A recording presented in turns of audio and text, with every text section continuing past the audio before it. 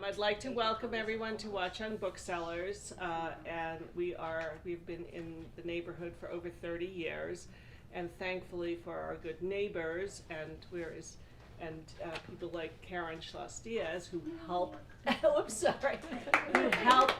Who help bring wonderful events to us. So we're really pleased tonight to welcome Mimi Herman and Kerri Schlottman, who will be talking about their books.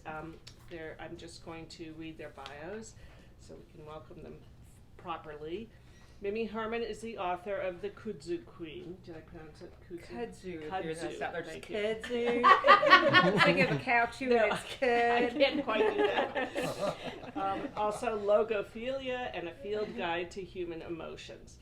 Her writing has appeared in Michigan Quarterly Review, Shenandoah, Crab Orchard Review, and other journals. And she's performed her writing at Why There Are Words, Symphony Space, and Raleigh Memorial Auditorium. Mimi is a member of the AWP Board of Directors, a Warren Wilson MFA alumna, a Kennedy Center teaching artist, and a Hermitage Artist Retreat Fellow. She co-directs Write-Aways writing workshops in France, Italy, Ireland, and New Mexico, so a good person to cozy up to. And you can find out more about her at www.mimiherman.com. And we also are pleased to welcome Kerri Schlottman tonight. She is the author of the novel Tell Me One More Thing, and her writing has placed second in the Dilly Down International Fiction Prize, has been long listed for the Jank Books Prize for Fiction, and was a 2021 University of Orleans Press Lab Prize semifinalist. And her work has been featured in Lit Hub, Shelf Awareness, Women's Writers, Women's Books, Writer's Digest, Passions on Prologues, Austin Litty Limits, and New Books Network. And we're really pleased to have you both here tonight talking about your books, and thank you for coming. Well, she did our bios for us, but we were talking earlier, and we have some funny facts to share about each other before we get going. Yeah, so what you should know about Kerri is that she's also a good person to cozy up to because she worked on the assembly line in a chocolate factory all through high school, every day after school and on weekends. She wanted to be a mechanic. When she was a kid. They said that they can't hear. Just a little louder. Yeah, Thank you she very wanted much. to be a mechanic when she was a kid. Can you hear now? Is that right? Yes. Okay. And she still does now. Do you do any mechanical work? A little bit. She did one semester of law school, but she dropped out because it was so boring. And she used to be a massage therapist, and those skills don't go away. So I'm just letting you know. So if anyone needs a massage after this, okay. So Mimi can milk a cow and a goat. Just not at the same time. That's kind of amazing. I mean, who can do that? That's a lot. That's really impressive. She also does carpentry and plumbing, which is also a totally great skill. I feel like you have these employable skills outside of writing in case you need something to fall back on ever. This is one thing that I thought was there's two other things here that I thought were really, really fascinating. You lived on a commune in Vermont. Mm-hmm.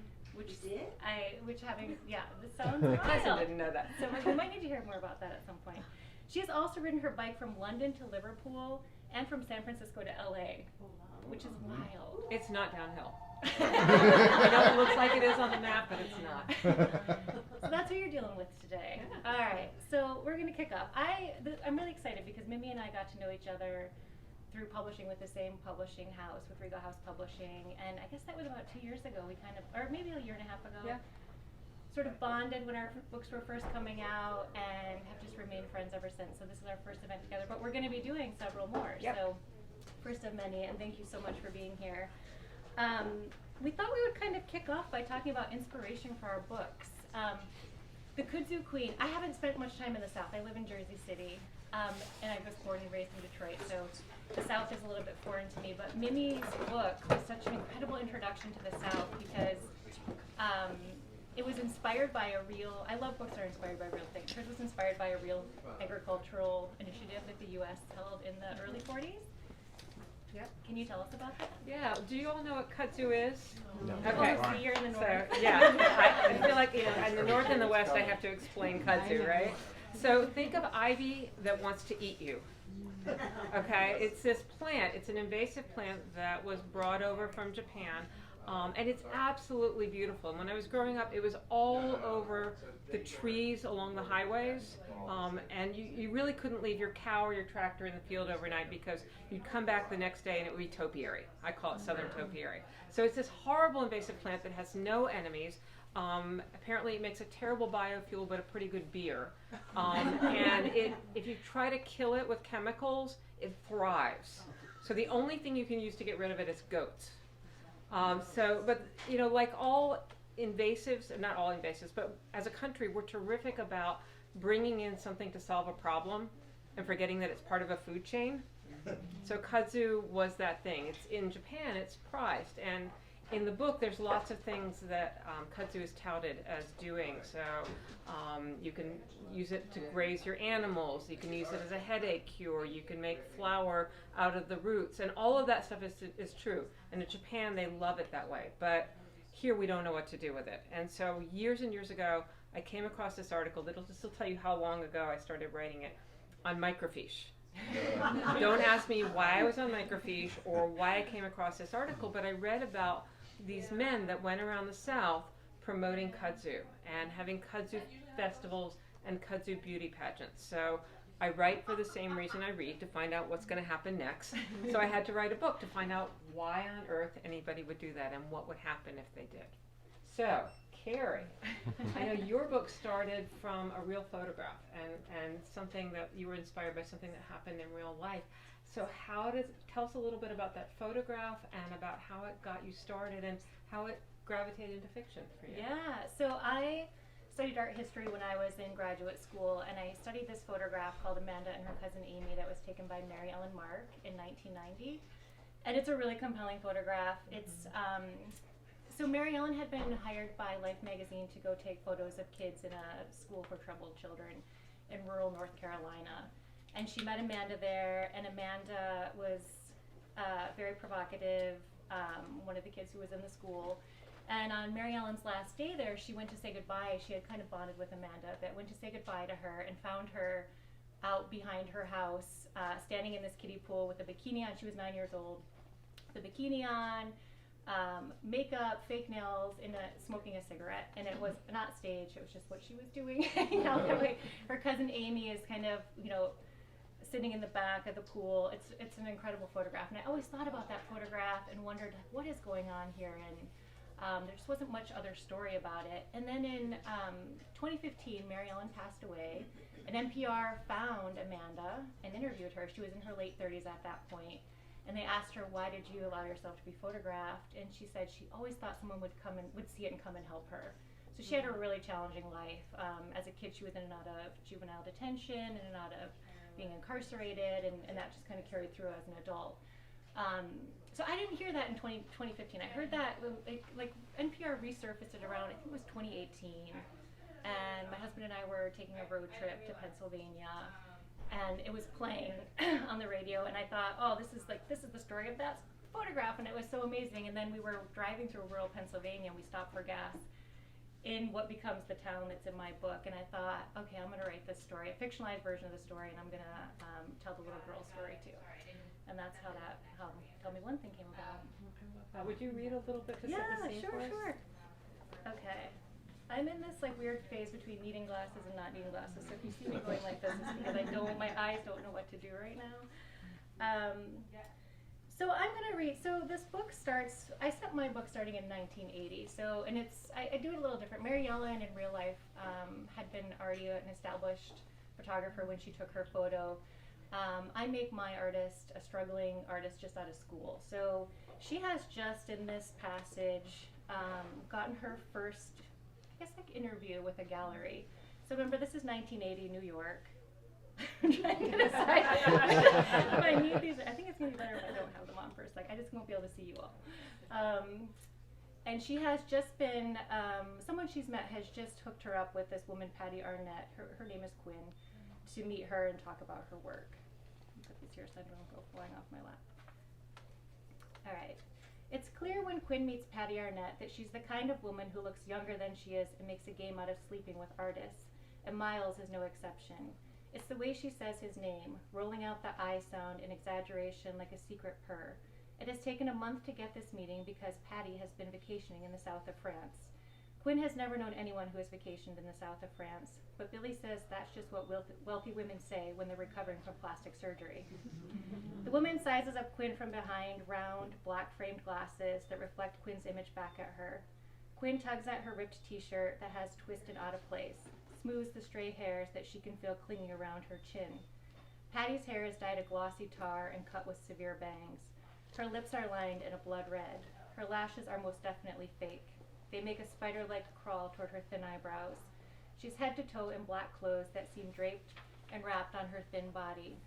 Quinn can't find the beginning or end of any garment. While Patty looks as if she's never once pulled a shirt over her perfect hair, Quinn realizes she herself looks like she just got out of bed.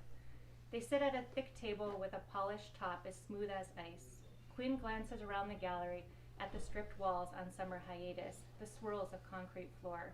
The space is larger than she imagined, configured as a white cube, but with 2-quarter partitions for more hanging space. It's like the other Soho galleries Quinn has frequented, but with her sitting here, like this, it seems more spectacular somehow. Quinn clutches her hands, kneading her locked fingers, as Patty begins flipping through the portfolio that Quinn and Billy spent hours putting together the day before. "Have you had any shows?" Patty asks, and she smiles, and Quinn notes her perfectly straight teeth, money teeth, and she thinks about her own small twists and gaps. She bites on the edge of her thumb. "I've had a few photos and a couple of shows," she says. "Why people?" Patty asks. She studies the photographs. Her eyes are on one of Billy and Liv outside a hot dog stand at Coney Island. "Well, I used to love looking at old photos when I was a kid," Quinn says, wondering how the people in them felt, what their lives were like. "My dad has a photo of my mom from a beach party when they were 20-something. I love that photo. I used to beg him to let me hold it, and I just stare at it." Quinn doesn't say that it's also the only way she really knew her mom, as an image, as a trick of paper, emulsion, and silver salts. Patty takes off her glasses and sets them next to the portfolio. She's younger looking without them. "You have a lot of talent," she says as she flips backward, faster now, through the portfolio. Little waves of air puff at Quinn from each page, slapping against the last. "But I will tell you that this isn't just about talent. It's about business, too. Not all talented artists are able to sell their work. So how about we do a show and see what kind of artist you are?" Before Quinn can respond, Patty continues. "I had an exhibition slated for the season opener in September, but I think we'll bump that and do yours instead. I'm eager to see the reaction we get." Quinn is stunned. She manages to blurt out a thank you, but then asks, "How does it work?" thinking about the few dollars she has, the amount of darkroom work needed. Patty smiles in a way that makes Quinn feel foolish. "We'll select about 30 of your photos, frame them, install them, and throw a big party, and hopefully people will buy them. It's really pretty simple." Quinn tries to smile back. "I don't have much money for framing," she admits. Patty waves her hand and says, "I pay for that." Quinn feels even more foolish. "We'll split the sales 60-40, me at 60. You understand why that is?" Quinn nods and also says yes, but she doesn't ask what happens if nothing sells. She hopes she won't have to find out. "All right, well, we have a month to prepare. I want to go through these again with a fresh eye and make the selection. Can you leave these with me?" Quinn nods, though moments later, when she leaves the gallery without her work in her arms, she feels as if she's just handed over her life to someone else. It's simultaneously a relief and a horror. No, I can't see.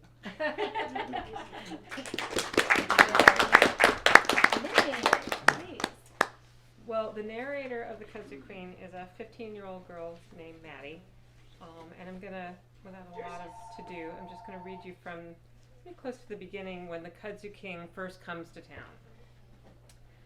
"When the Kudzu King parked in front of the feed store and stepped out onto the running board, everything came to a stop. Mothers paused mid-sentence, men's tobacco spit splattered silently in Pepsi-Cola bottles, little girls froze in their reach for scattered jacks, and Danny's next pitch seemed to hang suspended in a long curve to home plate.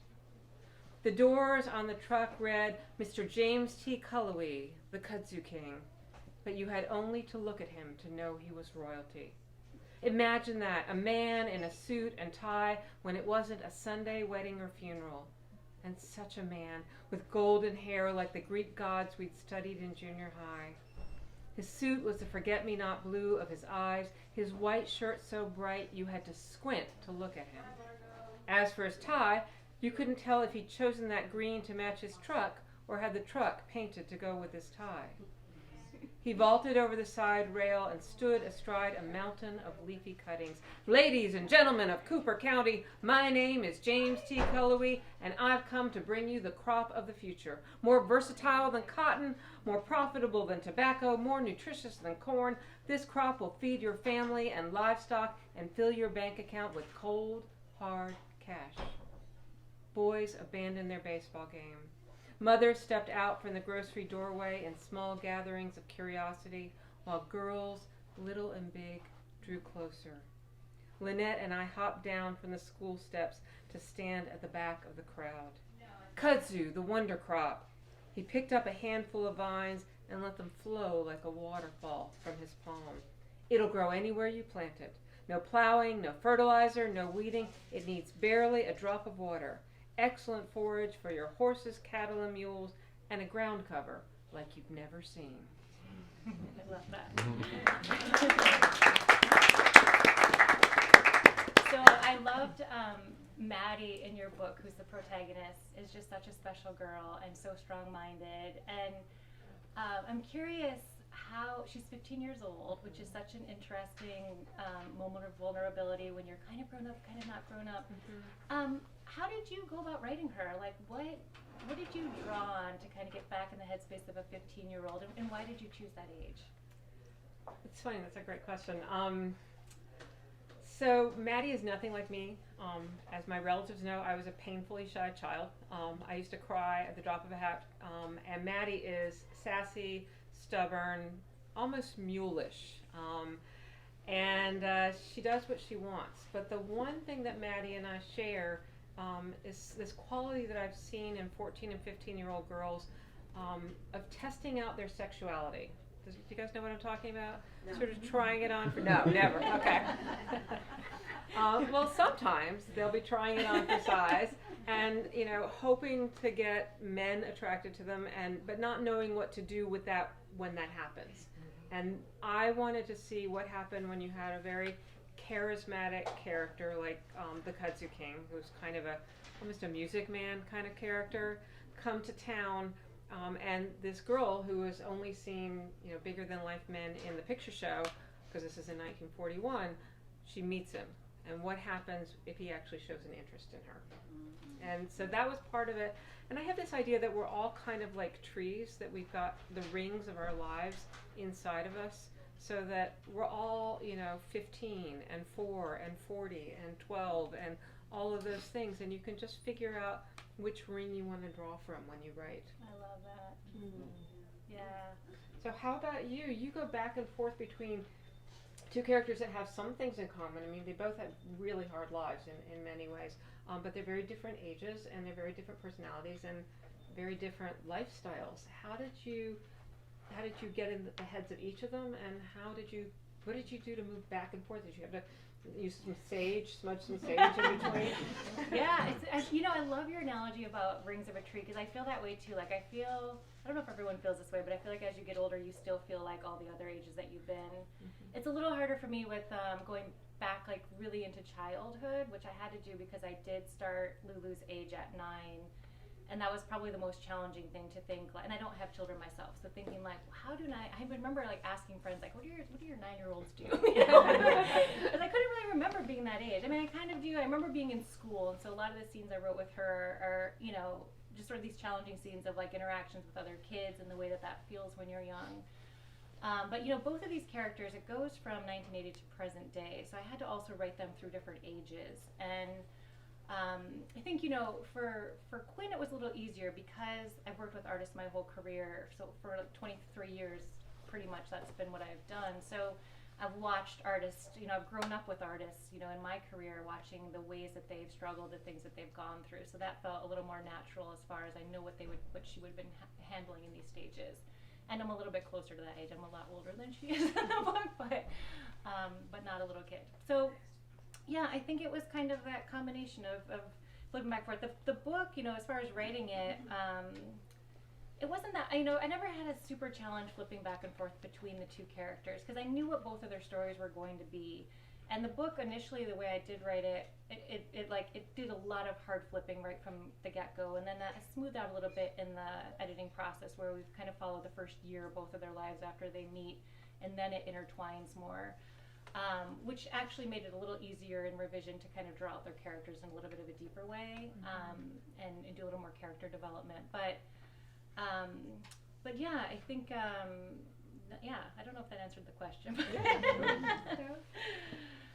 So I'll read a little section from Lulu now. This kind of goes back, this is, maybe it says something about my own childhood, that every scene I wrote for her, she's being bullied in her childhood. But I feel like this is a scene, a lot of kids, people remembering how kids can behave towards each other. So Lulu at this point in the book, she's not 9 anymore in this part. She's a little bit older than that. She's a couple grades up. She's had a couple of struggles, and she's kind of on her own at home. Her mom is really absent. Her mom's boyfriend is trying to help out, but also not that great. So she's kind of on her own, and this is, I was envisioning how would this play out in your day-to-day as a kid going to school and what that would look like. So that's what this passage is. Lulu, and I'm going to trip over her name because it's like a tongue twister. Lulu huddles by the guinea pig's cage. It's a shaggy little animal with blotches of white and brown fur.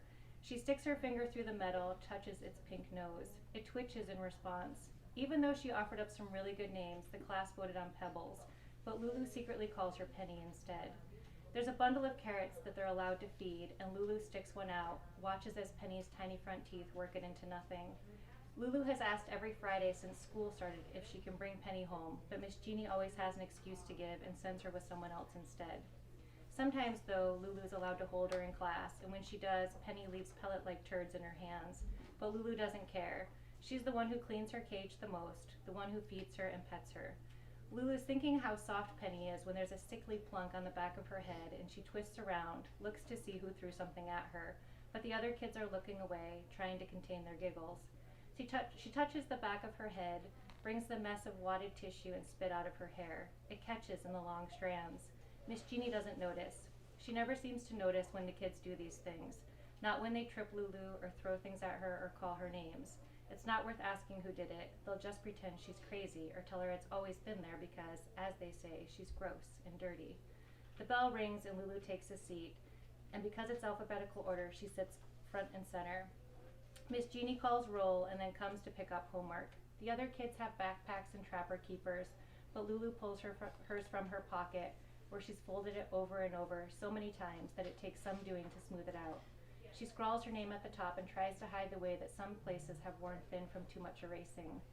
The teacher looks it over when she takes it from Lulu and says, "You didn't finish."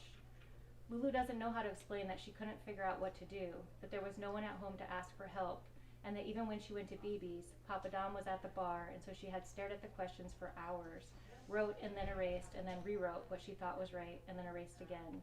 "I'm sorry," Lulu tries, but Miss Jeannie just shakes her head. Lulu shifts in her seat. Her pants are too tight and cut into her legs. It feels like she inched up overnight and nothing fits right now. It makes sitting in class uncomfortable.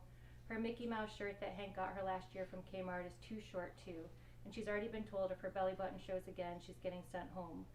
Lulu tries to put it out of her mind. She stares at Penny, out the dirty window behind her, through which she can see the older kids playing kickball on the overgrown field. Lulu has been skipping gym, and it's not because she doesn't like kickball. It's not even because she gets picked last. It's because the other kids make fun of the way her boobies jiggle when she runs. Maureen's bras are all too large for her. She crosses her arms self-consciously over her chest.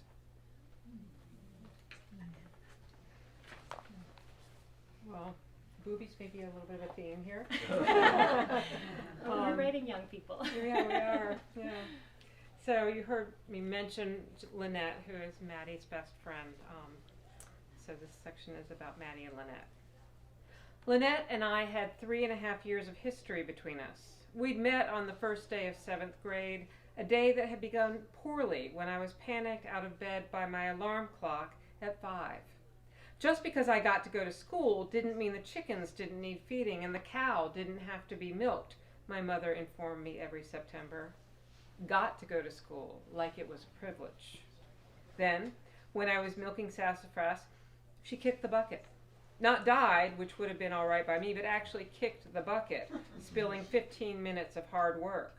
When I came into the house 3 cups of steaming milk short, my mother knew exactly what had happened and had the galls to say to me, "Now there's a cow who won't stand to have her teats yanked," which I wasn't doing, or not much anyway.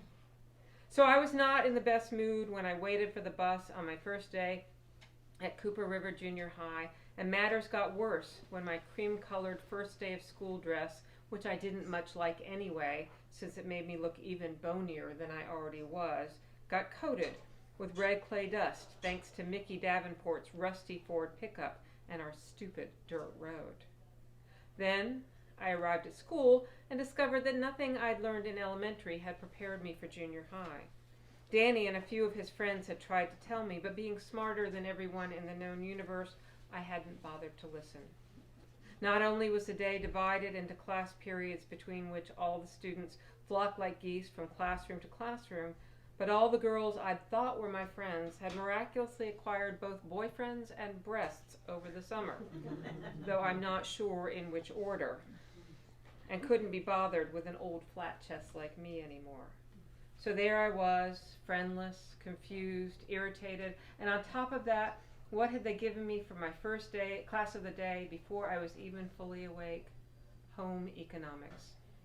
Now, if it had the slightest thing to do with real economics, I would have been okay. Math and science had always been a breeze for me. They had facts. But no, Miss Eleanor Dunn expected me to bake souffles and sew ruffled aprons. Me, who could burn water. Me, in whose hand a needle was an instrument of accidental but inevitable self-torture. Of course, nobody wanted to be my kitchen buddy. The other girls had probably linked up weeks before in the middle of summer, planning for this moment, and now marched blithely arm in arm down the row of stoves to pick the ones they'd share for the rest of the semester. My future was clear. I was going to turn into Miss Eleanor Dunn, who'd never married and who devoted her life to making home and hearth in room 207 of Cooper River Junior High. "Miss Mattie Lee Watson," said Miss Dunn, her voice creaking with rust, "please stand before stove 19. Vesuvius, that stove was called, though I didn't know that at the time, despite the fact that it was common knowledge. Most of the other girls had heard about the infamous stove from their older sisters, a commodity my parents had short-sightedly neglected to provide me with, which might have been the reason stove number 19 was, like me, abandoned. At that moment, 3 things happened. The oven door on number 19 fell open, hitting me sharply on the knee. An anonymous boy rushing past the classroom window, which had been raised in the frail hope that a cool breeze might pass by, paused in his passage and let out a huge fart. A Notre Dame of a fart. A Beethoven's Ninth of a fart. And Lynette Johnson, soft, skinny, with wispy pale brown hair and green eyes, strewing apologies like milkweed, flustered into class, came to a halt beside the only partnerless person in the room and closed the oven door. Everything you need to know about teenage girls you can learn by spending 5 minutes in a hen house, if you dare. The hens huddle together, clacking a lot without saying much, but if one lets on she's different, the rest are liable to peck her to death. The other girls' cafeteria tables were always mysteriously full when I looked for a place to sit, and when they gathered in the halls planning sleepovers and boy-girl parties, their huddles hushed as I passed, then spilled over with mean laughter. If I planned to survive the hen house of junior high and eventually high school, I was going to need an ally. And Lynette, sweet and innocent as she was, needed one too. There may be better reasons for starting a best friendship, but so far I haven't heard any. So we've talked a bit about the background to our stories. I want to talk a bit about too, like, atmosphere. Like, you create, again, one of the things I loved about your book is just this I just think about it, the word lush just comes to mind every time I think about it. It was just this beautiful setting and this small community, and I'm curious about just about that. Like, where you drew inspiration, how you brought your research together with that, the characters together with that, to kind of create that whole picture. Well, I'm a teaching artist. I teach in the schools. I teach teachers how to use the arts across the curriculum.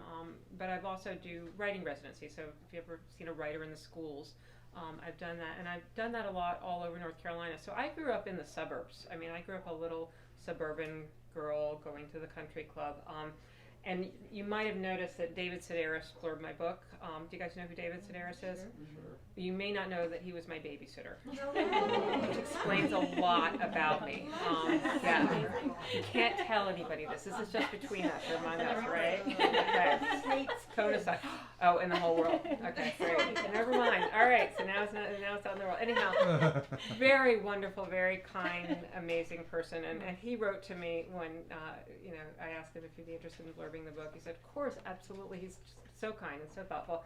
And he said, after he read it, how did you know this stuff? This isn't how you grew up. But I have traveled all over North Carolina, so I taught a lot of these kids, and I met their families, and I saw them, in the school cafeteria where I would eat lunch in the same 20 minutes that the teachers had. And just paid a lot of attention to what was happening and how their lives were. Yeah. So how about you? How did you get these two very different settings, these different, not just settings, but sort of sociological settings as well as physical settings? Well, I grew up in southeast Detroit, which is in an area that is literally, you go one way and it's incredibly rural, the other way you're in city. So I've spent a lot of time in really rural areas. So Lulu's setting was very familiar, and I grew up in a very low economic area with a single mom, so some of that felt really natural. And then I moved to New York City in 2005, which is well after this book is started. But I worked my first 5 years in New York. I worked in a alternative art space in Lower Manhattan, and it's run by an artist who had kind of his heyday in the 80s, and people who had their heyday in the 80s love to talk about the 80s. That's all they talk about. Everything ended after 1985. Everything got horrible. So I heard a lot about it constantly. And a lot of the artists I worked with, that is their time. So, that also felt really natural. Just kind of bringing both of those sides together.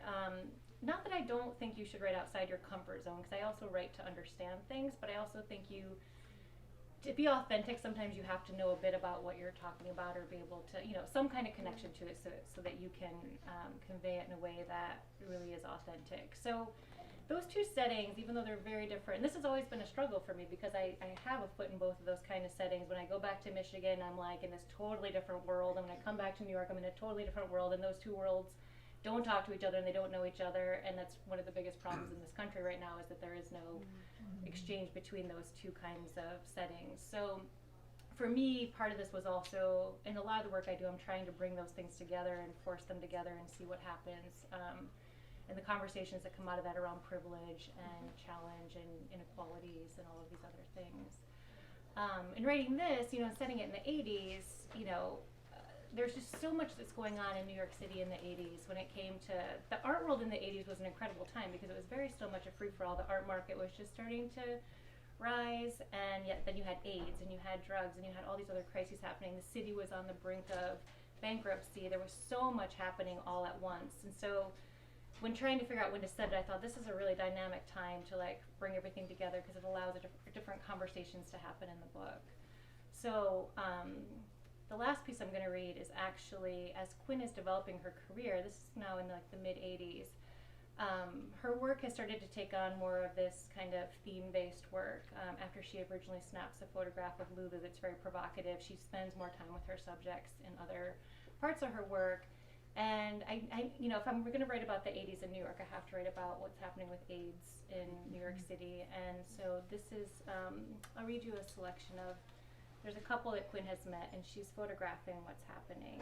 And just to give context, she has also just found her best friend, who's also her lover, has a very bad drug problem at this point in the book, and she's just found out about it. So they're in a bit of a tough place, and she's going to this birthday party for one of the people she's been photographing. Okay. May has sipped the coolness from the breeze and dropped the clouds onto the horizon, where they hide the setting sun in diffused pinks and purples.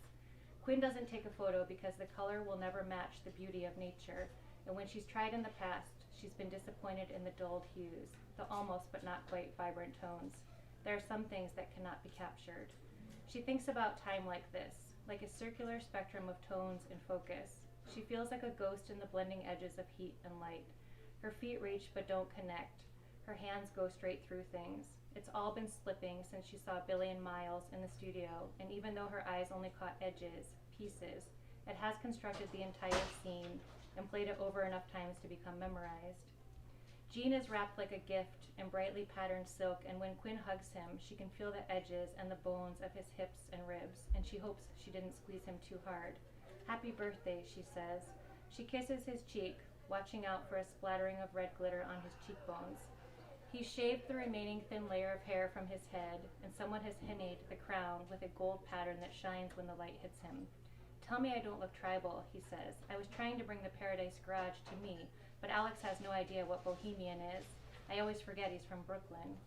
"You look beautiful," Quinn says. Quinn is pleased to see how lucid Jean is. He leads her into the living room, where only a few guests are mingling. She's purposefully early so she might compose herself before Billy arrives, find some footing here first. They have barely spoken in the weeks since her intrusion into the studio. A season has almost changed since, each attempt turning into a fight, and she has never fought with him. They don't know each other that way. Alex comes up behind her and wraps his arms around her waist and whispers in her ear, "Hello, my love," and gives her a squeeze before letting her go. "Can I get you a drink, a special cocktail?" "Yes, please," Quinn says. She admires the purple rope he has layered over black underwear. His chest is bare, and whoever patterned Jean's head has done the same across his torso. Lanterns cast about in the corners of the room, and an intricate splaying of ropes of various colors hang from the ceiling, creating a circular space underneath. Alex brings her a drink and kisses her cheek. "Jean is glowing tonight, isn't he?" "He really is. He seems so well." Quinn sips her drink and wonders if these moments of lucidity and energy make it even harder for them. She's heard this can happen toward the end. "I think it's because of me," Alex says. "My test came back negative." Quinn feels the relief like a dam that breaks, a gushing of something she didn't realize she'd been holding back. "Oh my God," she says, and pulls him tightly to her. "Thank fucking God." But when she steps away, she sees on the outer rims of his eyes the sadness there too, circling the glimmering excitement, and she knows it's also hard to be the survivor. Thank you. Wow.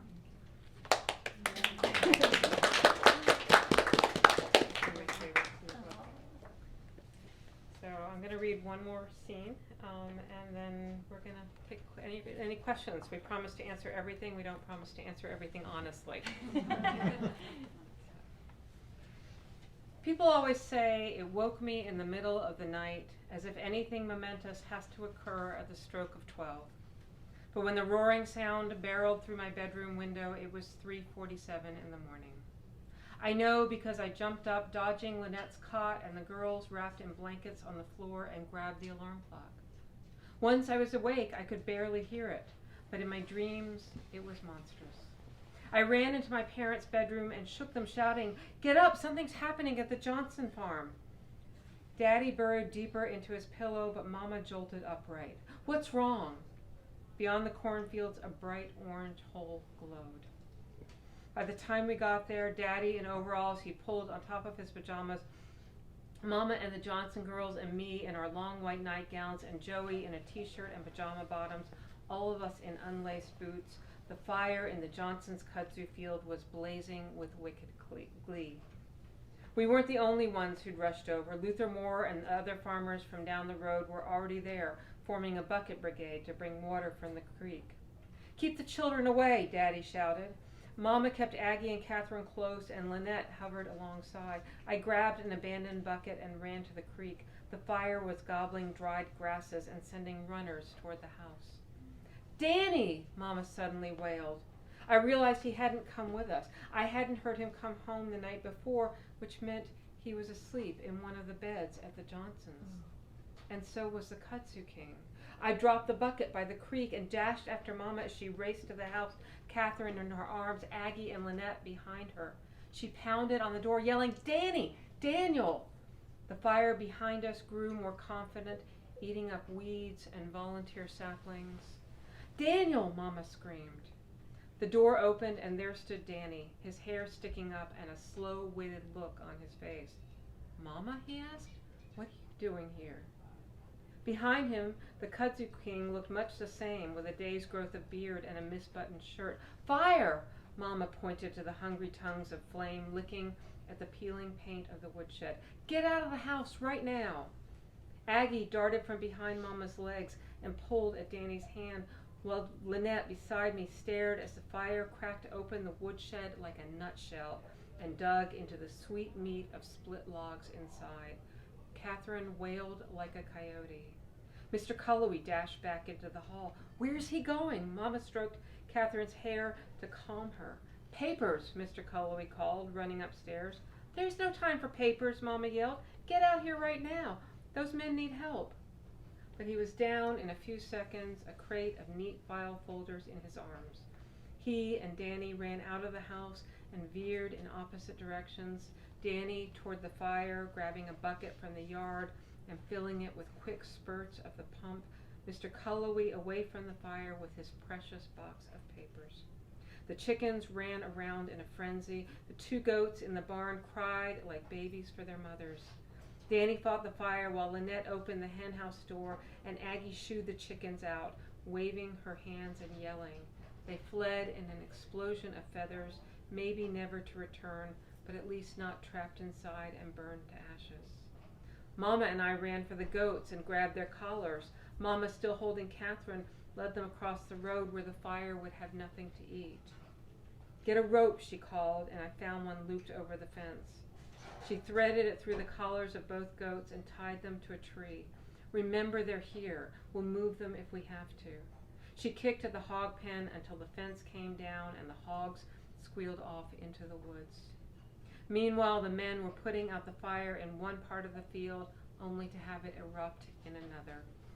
Mr. Cullowhee joined Danny at the pump and took the bucket from him as soon as he could fill it, running for the woodshed. Lynette and Aggie gathered more buckets from around the yard. "You fill," Lynette told Aggie, who took Danny's place at the pump, freeing him to attack the fire directly with Lynette and me. We waited for Aggie and Mama, who joined her, to pump the water as quickly as they could. "Forget the shed," Danny shouted. "It's gone. Keep the fire away from the house." But there was no keeping the fire away from the treat it had been saving for dessert. It licked up the new paint and dug into the old boards beneath it, climbing walls and racing through doors, eating window frames raw, hungry for everything it could reach.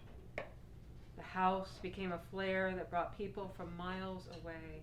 The bucket brigade lengthened as more neighbors joined and divided as if by mitosis into several lines. Creek to house, creek to woods, creek to field of formerly thriving kudzu.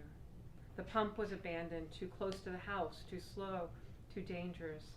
We stopped the fire before it could move beyond the Johnson farm, but not before it ate their house alive, leaving only charred bones. Lynette cried throughout, a steady stream of tears running down her soot-covered face while she passed buckets, while she stomped hungry little flames, while she held the little girls way too tightly. She never stopped to wipe them away. I don't think she even noticed. Thank you.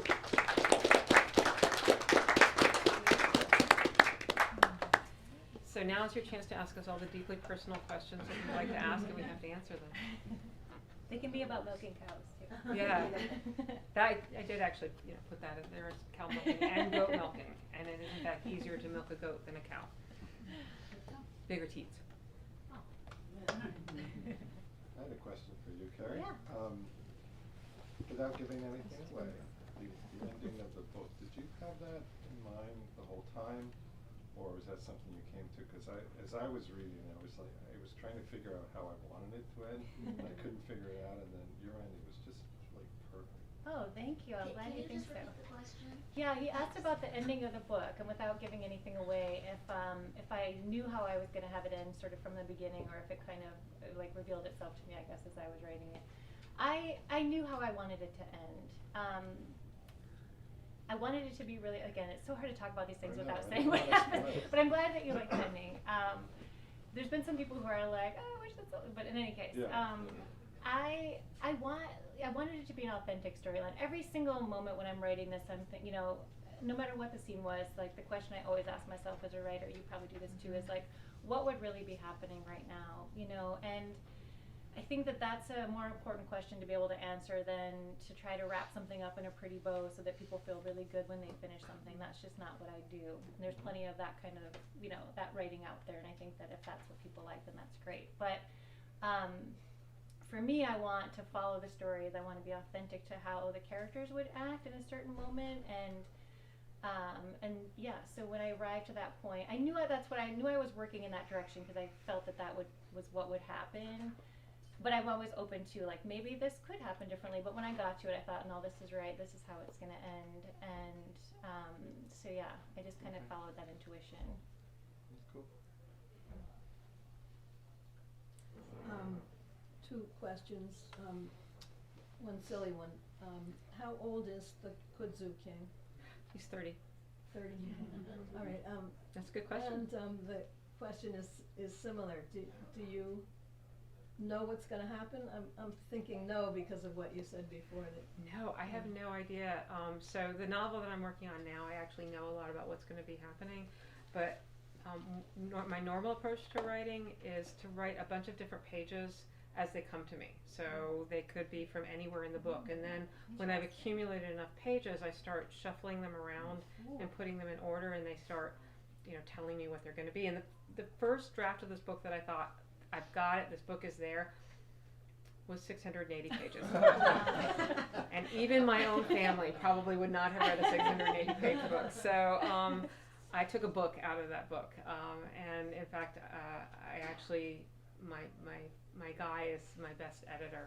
And he came to me after reading the book all the way through for the second time and said, I have something to tell you and you're not going to like it. He said, you know that 40 pages that, you know the ending of your book, that 40 pages you worked on so long, it's got to go. And so I did this. And I came back and I said, you're right. It had to go, that I had written past the climax of the book. So a lot of the book emerged, I don't like to compare myself to Michelangelo, but you know, it kind of emerged by chipping away at it, right? And so what I think of as sort of the coda of the book, there's kind of an ending and then a climax and then there's a coda, that all came later. Yeah, I have to, like, can I add to that? Because I think it's interesting as writers, the things that our books don't have in them anymore. Yeah. And then this happened to me. This book had maybe like 15,000 more words until it got published. And there's some scenes that were cut, that I did cut with the editor that made sense, that were also that kind of moment where you're like, oh, I gotta lose this thing. But, you know, ultimately you want the strongest version. But I forget sometimes that they're not in there anymore. Yeah. And then people read the book and I'm like, oh, I remember in that one part. And they're like, wait, what? And I'm like, oh, it's not in the book anymore. I'm like, never mind. And then like, you know, but it's a weird sensation, right? When because you, like, that's a lot of pages to lose. So like at some point you gotta get your brain back around what's still there. Kind of like having a phantom limb. Yeah, it is, because it's still there. It's not like you forgot about it. You know, I keep this sort of like no longer in the book file.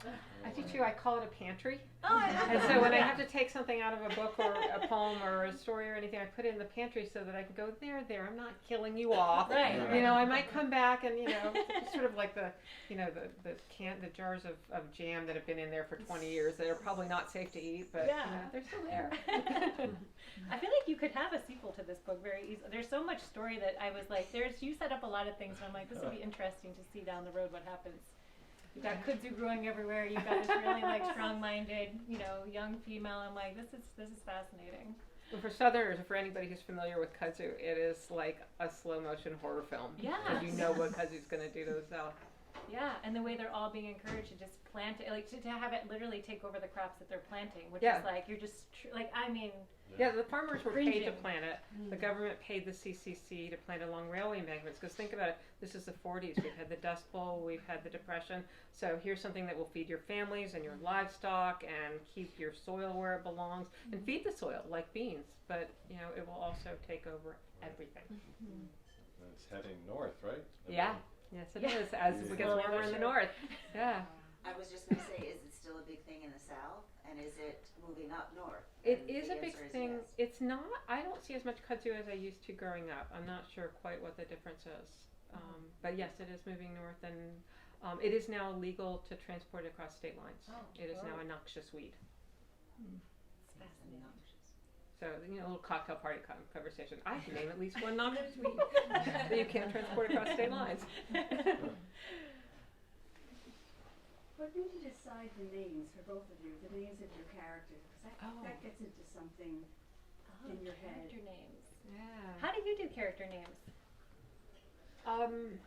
That's a hard question. My characters seem to name themselves. I mean, Good answer. I often feel like for me, writing is less me making it up and more me running around behind the characters, writing down everything they do and say.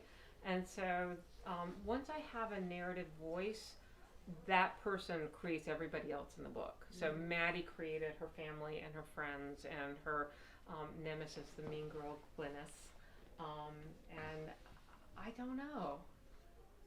There's only there are two names in the book that are actually named after real beings. So there's this character Luther, who is the father of Maddie's, not her best friend now, but her oldest friend, who was named after my best friend when I was 4. So my best friends were a pony and this older man that lived next door named Luther. And Sassafras was on the commune where I lived. The sassafras, the pain in the ass cow. I love that. I didn't really do it with this book, but I've done it with other things I've written where I literally will pull out a baby book of names until the thing like hits me. This one, it was interesting. I can't actually remember how I named these characters, but Quinn, it was kind of funny because I named her Quinn. I've been working on this book, and then in our neighborhood, this high-rise building went up literally on our block. I don't know where we live in Jersey City, and it's getting like, it's just wild, the development that's happening. And they named that building Quinn. And I was like, this is a good sign. I was just like, why? Why is this gigantic monstrosity of a building just got called the same name as my character? That's weird. Yeah, and it was a moment where I was like, this is maybe a really cool sign, or maybe this is like a sign that this name I should change. And I was like, name. Actually, you reminded me that I don't go to baby books, but I go look up babies on popular baby names in certain years. So, since this is set in 1941, there's an Aunt Mary, which is a pretty common name, but I sort of went back and looked when each of these people were born, not for everybody, but if I got stuck on a name, I would go back to when they were born and play around with names until I found one that fit. Good question. Yeah. You're the first person that's asked that question. Yeah, I don't know. Anything else you'd like to know? Should we give you more wine? Yeah, I have a question. I haven't gotten to read your book yet, but I just finished Kerri's and it was excellent. You should all read it. But I was interested with what you were saying about the cities, the two settings kind of being characters. And did you consciously? I'm not giving anything away about the book, but the way in which those two different locations have changed over time, the way in which they were both kind of impoverished at the beginning, and then one of them develops into the behemoth that Manhattan now is versus the way the other one kind of stays the same. I was wondering if that was conscious, if you were trying to make a comment, or if that was just the reality. Yeah, definitely a comment about New York, and I think that it's such a big character. It is a character, I think, in the story as well, and I think that some of that is also just in my time, I moved to New York in 2005, how much it's changed, dramatically changed. And then to think about, over the time of Quinn's life, in the book, and how disorienting that is. And especially as someone who's sort of capturing moments as a photographer and cataloging these things, I think her the way as a character she would have interacted with her environment would be really specifically thoughtful about that. So I had to think about again, not for my own, sake. I think it's interesting to have that shift in the book, but I think more so it's important as to be authentic again to what Quinn would have experienced as she's watching this change, as somebody who is really, steeped in what visual culture is like. These would have been observations she would have naturally been making. For Lulu, and again in rural areas, the development that happens there over her life is the way corporations have moved in. There's now a Walmart. There's the gas station that she's grown up with, has this Taco Bell attached to it, which is happening if you go to these rural areas, these big corporations and these kinds of places moving into these areas. And again, you know, if you know about those things, you know that like they underpay their you know, they're paying barely minimum wage, so they're keeping poverty in a certain sense. There's reasons why those places open in rural areas where people are desperate for work because they can get people to work there with, you know, health insurance, with getting paid, you know, as little as possible, and that it continues the cycle of poverty in these areas. So it's a really, like, you know, I put it in there for people who will recognize that. I don't talk about that in the book, but I think it's an important, like, way to look at the development that is talked about in her area. And again, that development is reflected, it's very subtly in the book, but it's there to make that little statement about what's happening from an economic standpoint throughout this span of time. How are we doing on time? Ooh! Oh, yeah, we need to, oh, sorry, we're way over. Yes. Yeah. Is there one more question, or? Oh, okay. Everyone, I think everyone's ready for wine. Yes, Yeah. absolutely. They have kudzu This jelly, was right? so wonderful. What a Oh, wonderful thank you. talk. Sharing with us. I think we should Yeah. thank everyone.